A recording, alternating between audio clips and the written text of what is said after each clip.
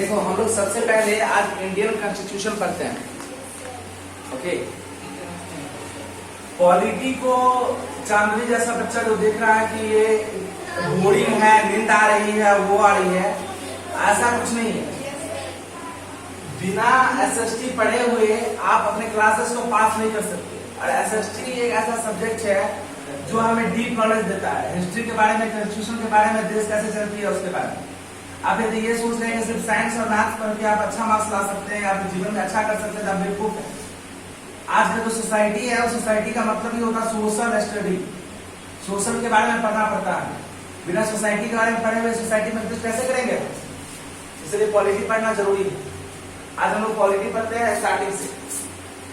देखो अपनी देश की पॉलिटी स्टार्ट करते हैं, और कोई भी देश का पॉलिटी तब से स्टार्ट होता है जब से दोस्त आजाद होता है। उसके बाद तो उससे पहले जो भी पॉलिटी की घटना है वो हिस्ट्री है, वो पॉलिटी नहीं है। तो इंडिया 1947 में आजाद हुआ, फ्रीडम हुआ ब्रिटिश से। 1947 से पहले इंडिया में जो भी रूल्स और रेगुलेशन लागू था वो सब ब्रिटिश का था, अपनी कोई रूल्स रेगुलेशन नहीं थी।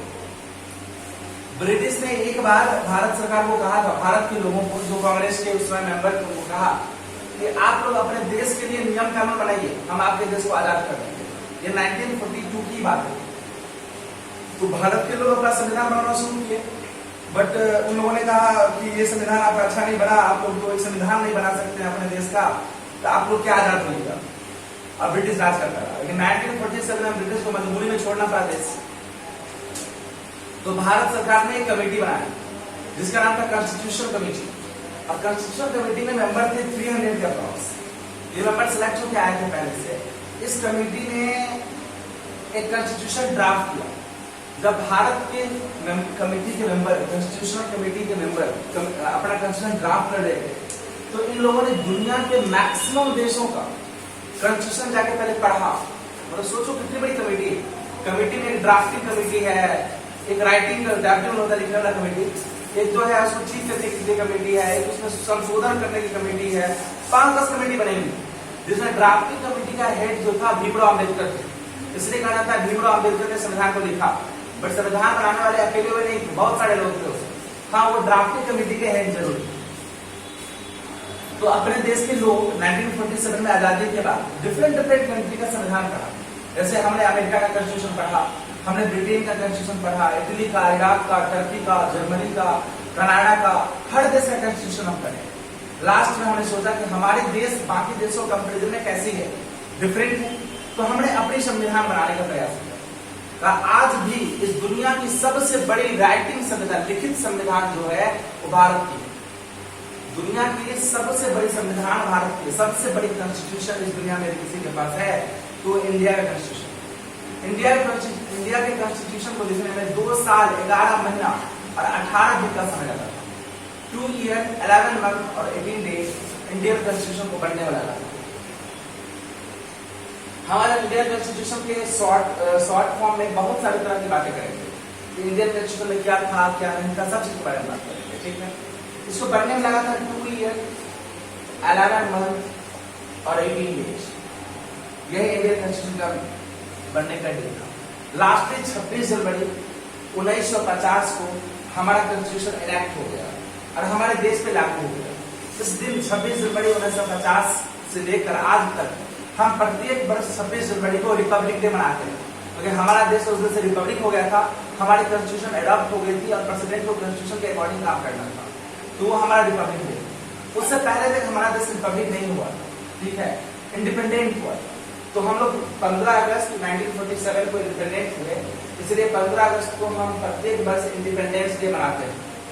ये हमारे देश का इंडिपेंडेंस डे। इसीलिए रिपब्लिक डे और इंडिपेंडेंस डे अलग अलग डे होता है। जिस दिन ब्रिटिश ने हम लोगों को हमारा साम्राज्य दे दिया उस दिन इंडिपेंडेंस डे, और जिस दिन से हमारे कंट्री में अपनी कॉन्स्टिट्यूशन अडॉप्ट हो गई उस दिन से हम लोग रिपब्लिक डे मनाते हैं। ठीक है, 26 जनवरी 1950। हमारे कॉन्स्टिट्यूशन ने हमें क्या क्या दिया उसके बारे में जानना जरूरी है। तो कॉन्स्टिट्यूशन में 2 चीजें जो बहुत ही ज्यादा इंपॉर्टेंट है, उसके बारे में पहले जानते हैं। सबसे पहले कॉन्स्टिट्यूशन जब दुनिया में आई थी पहली बार, तो वह आई थी ब्रिटेन। ब्रिटेन के महारानी के समक्ष एक डिमांड रखा गया जिस डिमांड को कहा गया मैग्ना कार्टा, उससे पहले इस दुनिया में कहीं कॉन्स्टिट्यूशन वगैरह नहीं था। ठीक है, राजा था, राजा को जो मन होता था वैसे शासन देता था। लेकिन पहली बार ब्रिटिश में 1600 ईस्वी की बात है, 1500 ईस्वी की बात है, ब्रिटिश के रानी के समक्ष एक डिमांड रखा गया कि सारे लोगों को ये राइट्स मिलने चाहिए, और उस राइट्स का नाम था फंडामेंटल राइट्स, ये सब लोगों को मिलना चाहिए। उस राइट का नाम था मैग्ना कार्टा ब्रिटिश में, तो मैग्ना कार्टा डाला गया और ब्रिटिश की गवर्नमेंट ने उसको एक्सेप्ट किया। उस दिन से फंडामेंटल राइट का सिस्टम चलता है, और हर कंट्री में कॉन्स्टिट्यूशन का पहला मोटो ही होता है फंडामेंटल राइट, जो बहुत ही ज्यादा इंपॉर्टेंट है। फंडामेंटल राइट यदि कॉन्स्टिट्यूशन में ना हो तो कॉन्स्टिट्यूशन का कोई मतलब नहीं है। ठीक है, तो सबसे पहले फंडामेंटल राइट के बारे में देखते हैं कि हमारे कॉन्स्टिट्यूशन ने हमें कौन कौन सी फंडामेंटल राइट दी है। ठीक है, देखो इंडियन कॉन्स्टिट्यूशन का मेन 3 पार्ट्स था। पूरे कॉन्स्टिट्यूशन को 3 पार्ट में लिखा गया। पहला पार्ट का नाम पड़ा प्रियम्बल। कहा जाता है कि ये कॉन्स्टिट्यूशन की आत्मा है, कॉन्स्टिट्यूशन की सारी बातें एक ही लाइन में लिख दी गई। प्रियम्बल एक लाइन का है और 1 सेंटेंस में पूरी कॉन्स्टिट्यूशन को डिफाइन कर दिया गया। एक ही सेंटेंस में कॉन्स्टिट्यूशन हमारा कैसा होगा, किस बेसिस पर होगा, वो एक ही सेंटेंस में लिख दिया गया, जिस सेंटेंस का नाम प्रियम्बल था। दूसरा लिखा गया शेड्यूल। पूरे कॉन्स्टिट्यूशन को 12 शेड्यूल में बांट दिया गया। अभी टोटल पहले तो 8 ही शेड्यूल था, अभी टोटल 12 शेड्यूल है। पूरे कॉन्स्टिट्यूशन को 12 शेड्यूल में बांटा और 12 शेड्यूल में ही पूरे कॉन्स्टिट्यूशन को लिख दिया गया। टोटल नंबर ऑफ आर्टिकल 396 है, जो बाद में 418 हो गया। तो कॉन्स्टिट्यूशन को 3 पार्ट में लिखा गया, प्रियम्बल, शेड्यूल और आर्टिकल। ये प्रियम्बल की हम पहले बातें करते हैं। प्रियम्बल को कॉन्स्टिट्यूशन की आत्मा कहा जाता है। बिना प्रियम्बल के कॉन्स्टिट्यूशन की हम अवधारणा करना, सोचना भी गलती है हमारे लिए। एक प्रियम्बल, एक सेंटेंस का प्रियम्बल पूरी बातें कह जाती है जो कि कॉन्स्टिट्यूशन कह रहा है। प्रियम्बल होता क्या है ये सुनो। किसी भी कंट्री का, हर कंट्री में प्रियम्बल होता है। जैसे हिंदी में हम प्रस्तावना करते हैं, ये क्या है सुनना। We the people of India, तुम लोग याद करके लाना करें, तो तुम लोग का होमवर्क है प्रियम्बल याद करके लाना। एक लाइन का प्रियम्बल है, एक सेंटेंस का, और बहुत बड़ा सेंटेंस है। सुनो, we the people of India, हम भारत के लोग, हैविंग सोलेमनली रिजॉल्व, एक मात्रा से रिजॉल्व करते हैं टू कॉन्स्टिट्यूट इंडिया, इंडिया को कॉन्स्टिट्यूट करने का। किस फील्ड में? सॉफ्टवेयर। इंडिया एक सॉफ्टवेयर कंट्री होगा। पहला वर्ड है सॉफ्टवेयर। प्रियम्बल में से जो वर्ड आई है उसमें पहला वर्ड का नाम है सॉवरेनिटी। सॉवरेन, सॉवरेन का मतलब समझो क्या होता है। सॉवरेनिज्म का मतलब होता है कि इंडिया आज से एक सॉवरेन कंट्री है, यानी इंडिया के इंटरनल अफेयर्स में कोई भी कंट्री हस्तक्षेप नहीं करेगा। इसकी मतलब होता है सॉवरेनिटी, सॉवरेनिज्म। इंडिया जब इंटरनल कोई डिसीजन लेगा कि भारत को, बिहार को तो भाग में तोड़ दिया जाए, झारखंड और बिहार, उड़ीसा को बिहार से अलग कर दिया जाए, या फिर जम्मू कश्मीर को यूनियन टेरिटरी बना दिया जाए, या जम्मू कश्मीर एक राज्य रहेगा, ये जो भी इंटरनल डिसीजन है वो भारत सरकार खुद लेगी। अब दूसरा देश इस पर कोई हस्तक्षेप नहीं कर सकता। इससे पहले ब्रिटिश हस्तक्षेप करती है। ठीक है, तो इंडिया सोवरेन कंट्री हुआ। यानी प्रियम्बल का पहला लाइन ही कहता है, we the people of India constitute to resolve, we solemnly resolve to constitute India. पहला नंबर पे सोवरेन। इंडिया एक सोवरेन कंट्री है। सोवरेन का मतलब समझ गए, कोई भी विदेशी ताकत हमारे इंटरनल अफेयर को इफेक्ट नहीं कर सकता। इंटरनल अफेयर में सारा डिसीजन इंडिया खुद लेगा, इसमें कोई विदेशी ताकत नहीं लेगी। दूसरा का नाम था सोवरेन सोशलिस्ट। इंडिया एक सोशलिस्ट कंट्री होगा। सोशलिस्ट का मतलब होता है सामाजिक कंट्री होना। कि इंडिया कौन सा कंट्री होगा? टोटल रूप से सोशलिस्ट होगा। सोशलिस्ट का मतलब होता है कि सभी लोगों के पास इक्वल राइट होगा। कंट्री के जो भी लोग हैं सब पर, रिसोर्स जितने भी हैं कंट्री का, उस पर सबका अधिकार होगा। जैसे कोयला का खदान है, सोना का खदान है, यहाँ पर समुद्री पानी है, यहाँ पर इंजन वगैरह के लिए वो क्या कहते हैं सीएनजी गैसेस है। तो इंडिया में जो भी रिसोर्स है उस पर किसी एक किसान का अधिकार नहीं होगा। इसमें पूरे कंट्री का अधिकार होगा। रिच, पुअर, अमीर, गरीब सबका बराबर अधिकार है। यानी ये देश को बिलोंग करता है। यानी हमारे देश में जो भी, आपकी भले ही खेत है, खेत आपकी है, बस उस खेत के अंदर यदि कोयला मिल गया तो कोयला आपकी नहीं होगी, वो कोयला अमीर गरीब सबका होगा, वो कोयला गवर्नमेंट ऑफ इंडिया को चला जाएगा। यानी ये देश सोशलिस्ट देश है। इसमें सब कुछ जो रिसोर्सेस है वो पूरे देश के लोगों का है, अमीर गरीब इसमें किसी को बंटवारा नहीं होगा। तो पहला सोवरेन, दूसरा सोशलिस्ट, तीसरा सेक्युलर। अपने देश को सेक्युलर देश बनाया गया, यानी कि इस देश का कोई अपना धर्म नहीं होगा। इस देश में ऐसा नहीं कि हिंदू ही धर्म है या कोई और धर्म है, ऐसा नहीं। इसमें हर एक धर्म को इक्वल ट्रीट करेगा इंडिया का गवर्नमेंट। जितना इज्जत हम हिंदू को देंगे उतना ही इज्जत मुस्लिम को, उतना ही क्रिश्चियन को देंगे, उतना ही बौद्ध को, उतना ही जैन को, उतना ही सिख को, सब हमारे लिए समान है। यानी इंडिया एक सेकुलर कंट्री है, इसका कोई अपना धर्म नहीं होगा, अपना रिलीजियस नहीं होगा, और हर रिलीजियस को हम इक्वल राइट देंगे, यही हमारा मानना है। नेक्स्ट है डेमोक्रेटिक। इंडिया सोवरेन कंट्री है, सोशलिस्ट कंट्री है। सोशलिस्ट का समझ गए, रिसोर्स पे सबका अधिकार होना। सेकुलर का मतलब समझे आप, कोई इंडिया का अपना रिलीजियस नहीं होगा, हर रिलीजियस को इक्वली ट्रीट करेंगे, हर रिलीजियस को अपना फैलाने का अधिकार है। चौथा, इंडिया एक डेमोक्रेटिक कंट्री है। डेमोक्रेटिक का मतलब होता है लोकतांत्रिक। इस देश के जो भी प्रतिनिधि होंगे, इस देश में जो भी रूल करेंगे, वो अपने मन से रूल नहीं करेंगे, वो जनता के द्वारा चुन के जाएंगे। डेमोक्रेसी का मतलब ये होता है एक ऐसा कंट्री जहां रूलर को पीपल इलेक्ट करता हो इलेक्शन के थ्रू, ठीक है। तो यहाँ रूलर को इलेक्ट करेगा पीपल, यानी ये पूरा डेमोक्रेटिक कंट्री है। रूलर अपने मन से कोई डिसीजन नहीं ले सकता, जनता के हित को ध्यान में रख के लेगा। यदि अपने मन से ले लेगा तो अगला 5 साल के बाद आएगा तो हार जाएगा। तो ये डेमोक्रेटिक कंट्री है। देखो ये सेक्युलर जो है, ये सेक्युलर ये नहीं कहता कि इंडिया हिंदुओं का नहीं है या मुस्लिमों का नहीं है। सेक्युलर कहता है कि इंडिया सारे धर्म को इक्वल ट्रीट करेगा।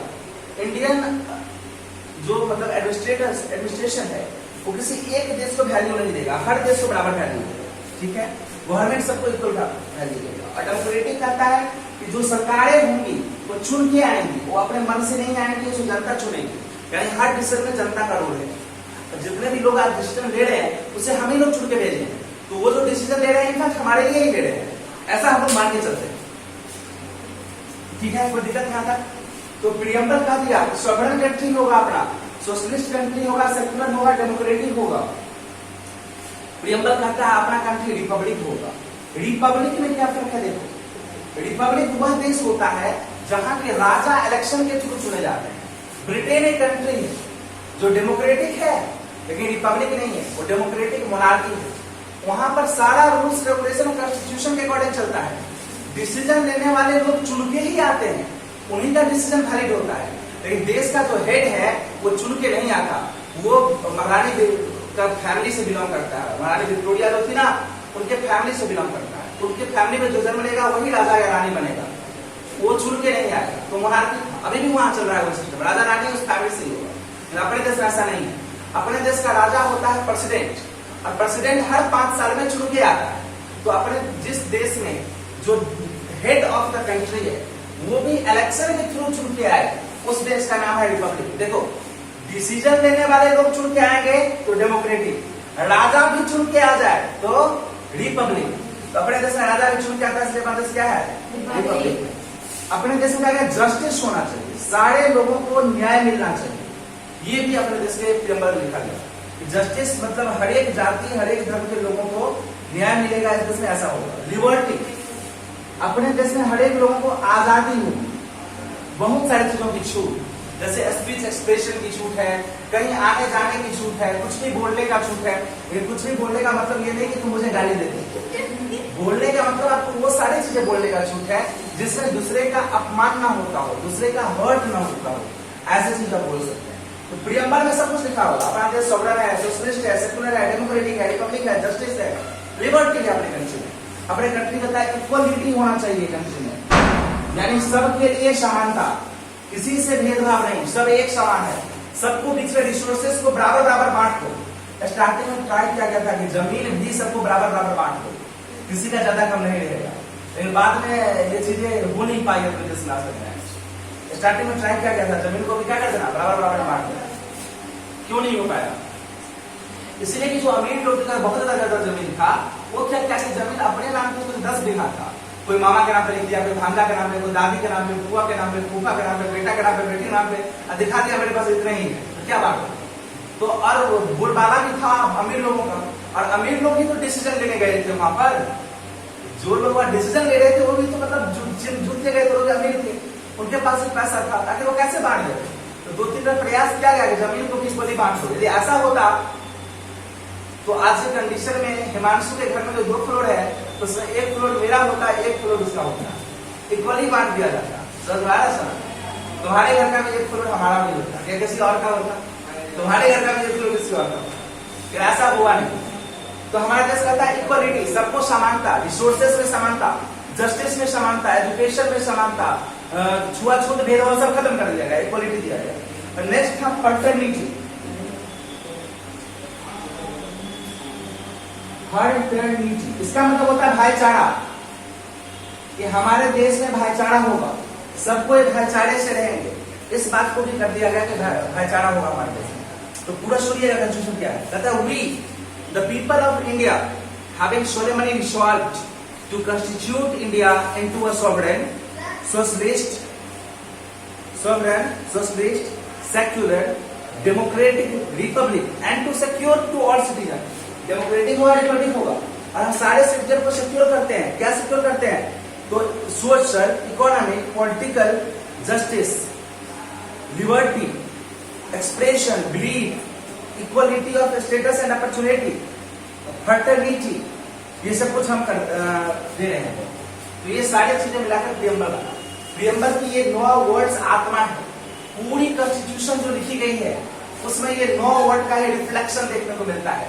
कहीं पर कॉन्स्टिट्यूशन के शेड्यूल में हम सॉवरेनिटी की बात करते हैं, कहीं सोशलिस्ट की बात करते हैं, कहीं सेकुलरिज्म की बात करते हैं, कहीं जस्टिस की बात करते हैं, कहीं लिबर्टी की। यानी पूरा कॉन्स्टिट्यूशन में इसी 9 बातों पर हमने डिस्कस किया। बस यहाँ पर एक लाइन में लिख दिए हैं और कॉन्स्टिट्यूशन में जाके सब कुछ को एक्सप्लेन कर करके लिखे हैं, ठीक है, जिसके बारे में हम लोग पढ़ेंगे। ठीक,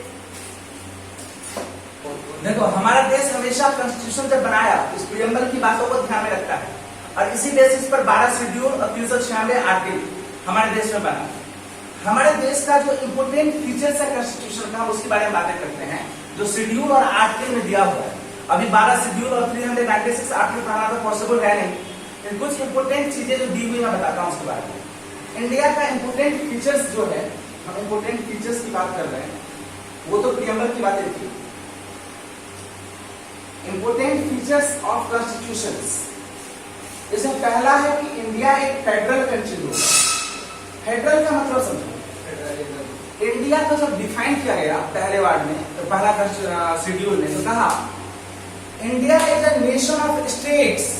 इंडिया राष्ट्र है, किसका? राज्यों का राष्ट्र है। यानी इंडिया में एक राज्य नहीं है, इंडिया में बहुत सारे राज्य हैं। आज के दिन में पता आपको 29 स्टेट्स हैं इंडिया में, और 9 यूनियन टेरिटरीज हैं।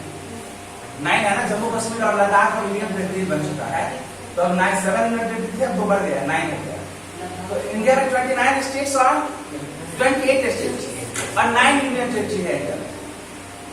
इंडिया स्टेट का देश है, राज्यों का देश है, समझ में आ रहा है? अमेरिका भी राज्यों का देश है। अमेरिका में 53 स्टेट है, 53 स्टेट। इंडिया में 28, इंडिया अमेरिका में 53 स्टेट। अमेरिका भी फेडरल कंट्री है, इंडिया भी फेडरल कंट्री है। बट अमेरिका के फेडरलिज्म और इंडिया के फेडरलिज्म में डिफरेंस है। ये फेडरल है इंडिया, इंडिया एक फेडरल कंट्री है, बट ये फेडरल 2 टाइप का होता है। एक होता है coming together federalism, coming together federal, ठीक है, और एक होता है holding together federal, holding together federal. India जो अपना है सुना, जो होल्डिंग टुगेदर फेडरल में है, और अमेरिका कमिंग टुगेदर फेडरल में है। तो सर ये अमेरिका और इंडिया में डिफरेंस क्या? कमिंग टुगेदर और होल्डिंग टुगेदर। इंडिया भी राज्यों का देश है, अमेरिका भी राज्यों का देश है। एक था वकील, उसने इंडिया पे केस किया, इंडिया के कॉन्स्टिट्यूशन पे सुप्रीम कोर्ट में कहा, देखिए भारत का नाम भारत होना चाहिए, इंडिया नहीं होना चाहिए। जब सब कोई भारत ही बोलता है तो फिर इंडिया नाम क्यों रखेंगे? क्योंकि इंडिया को डिफाइन किया गया कॉन्स्टिट्यूशन में, इंडिया मीन्स भारत डिफाइन है। तो कोर्ट में केस किया वकील ने, नहीं इंडिया को भारत नहीं केस, भारत मतलब इंडिया को सब क्या कहना है? भारत कहना है, इंडिया नाम हटा दीजिए। तो सुप्रीम कोर्ट का पागल बेवकूफ हो गया है, क्लियर तो लिख रहा है कॉन्स्टिट्यूशन में कि इंडिया मतलब भारत, भारत मतलब इंडिया, तो भारत बोलो इंडिया बोलो बात बराबर है। उसी चीजों को रद्द कर दिया सुप्रीम कोर्ट। लेकिन उनका रहा था, देखिए हम लोग क्या बोलते हैं, भारत माता की जाए, भारत मैया की जाए, हम लोग तो इंडिया माता की जाए नहीं बोलते हैं, तो इंडिया हटाइए भारत माता दीजिए। तो सुप्रीम कोर्ट कहा नहीं, ऐसा नहीं, इंडिया का मतलब है भारत होता है, तो चलेगा। कॉन्स्टिट्यूशन कहता है इंडिया फेडरल कंट्री है, यानी राज्यों का देश है। तो अब अमेरिका भी कहता है कि राज्यों का देश, लेकिन अमेरिका इंडिया में डिफरेंस है। अमेरिका में कमिंग टुगेदर फेडरल है, उसमें क्या हुआ है कि बहुत सारा छोटा छोटा राज्य मिल गया, बहुत सारा छोटा छोटा राज्य मिल गया और एक देश बनाया, जिस देश का नाम पड़ा अमेरिका। बहुत सारा छोटा छोटा राज्य मिला, जैसे वाशिंगटन डीसी है। तुम अमेरिका के राज्यों के नाम जोड़ोगे ना तो अल्फाबेट में ए से लेके और जेड तक का जितना भी लेटर है, सब लेटर के नाम से अमेरिका के राज्य का नाम स्टार्ट होता है। कोई जेड से स्टार्ट हो रहा है, कोई एस से, कोई पी से, कोई टी से, खाली क्यू को छोड़ के ए से लेकर जेड तक सब नाम से अमेरिका का एक राज्य का स्टेट का नाम स्टार्ट होता है, खाली क्यू को छोड़ देते। क्यू से कोई भी स्टेट का नाम नहीं है। तो अमेरिका में 53 स्टेट, लेकिन वो अमेरिका का अपना स्टेट कैसे बना? तो वो सब स्टेट मिलकर एक देश बनाया जिसका नाम पड़ा अमेरिका। अमेरिका के सारे स्टेट में सबसे बड़ा स्टेट का नाम है न्यूयॉर्क। न्यूयॉर्क, तो न्यूयॉर्क एक अलग स्टेट है। एक स्टेट का नाम है वाशिंगटन डीसी, जिसको अमेरिका ने अपना कैपिटल बना लिया। तो अमेरिका का capital, United state of America का कैपिटल क्या है? Washington DC. लेकिन अमेरिका में और भी बहुत सारे स्टेट्स हैं। सैन फ्रांसिस्को है, जहां पर नासा जो है जाकर अंतरिक्ष में सैटेलाइट वगैरह भेजता है, उसका नाम सैन फ्रांसिस्को है। ऐसा बहुत सारा स्टेट है अमेरिका में। लेकिन अमेरिका के वो सारे स्टेट खुद मिला है और खुद आके वो देश बनाया। तो उस सारे स्टेट का झंडा अलग है, सारे स्टेट का फ्रीडम का डेट अलग है, सारे स्टेट का स्वतंत्रता दिवस अलग है, सारे स्टेट का राष्ट्रगान अलग है। हाँ, पैसा सब में एक चलता है, डॉलर। सारे स्टेट में पैसा डॉलर चलता है, करेंसी सेम है, लेकिन राष्ट्रगान अलग है, झंडा अलग है, आजादी का दिन अलग है, सबका अलग संविधान है, अलग प्रधानमंत्री, अलग नियम कानून है, सब अपना अपना नियम कानून चलाता है। और जब मन होगा वो सबको तब देश से अलग हो जाएगा। मन किया वाशिंगटन डीसी का, आज से अमेरिका में नहीं रहेंगे तो अलग बन जाएगा। लेकिन नहीं अलग होता है कि भाई साथ के है तो अमेरिका में है, अलग हो जाएगा तो छोटा मोटा हो जाएगा। तो सब अलग है, लेकिन भारत के साथ ऐसा नहीं है। भारत में 28 स्टेट और 9 यूनियन टेरिटरी जरूर है, लेकिन भारत में कोई अलग नहीं हो सकता। भारत में देखो बिहार का अलग झंडा लहराते हुए, अलग स्वतंत्रता दिवस, अलग राष्ट्रगान है, लेकिन आप लहरा नहीं सकते। भारत में एक ही झंडा है, इंडिया का झंडा। जम्मू कश्मीर का अलग था, उसको हटा दिया भारत सरकार। आप पूछो नहीं, एक ही झंडा भारत का झंडा, एक ही करेंसी है, भारत का करेंसी। समझ में आ रहा है? और भारत का जो स्टेट है वो होल्डिंग टुगेदर है, सेंट्रल गवर्नमेंट से बंधा हुआ है। कोई भारत देश को छोड़ के अलग नहीं हो सकता है। बिहार चाहेगा कि अलग होकर अलग देश बना लेंगे, नहीं हो सकता है, उसको भारत देश में रहना पड़ेगा। कोई भी देश राज्य भारत से अलग हो ही नहीं सकता, सब भारत का एक अभिन्न हिस्सा है। लेकिन अमेरिका का राज्य अपने मन से आया, अपने मन से जा सकता है। अमेरिका में जब कोई नया चीज का आविष्कार होता है तो राज्य डिसाइड करता है कि सेंट्रल के पास पावर रहेगा कि मेरे पास पावर रहेगा। वो चाहे अपने पास भी रख सकता है, सेंट्रल गवर्नमेंट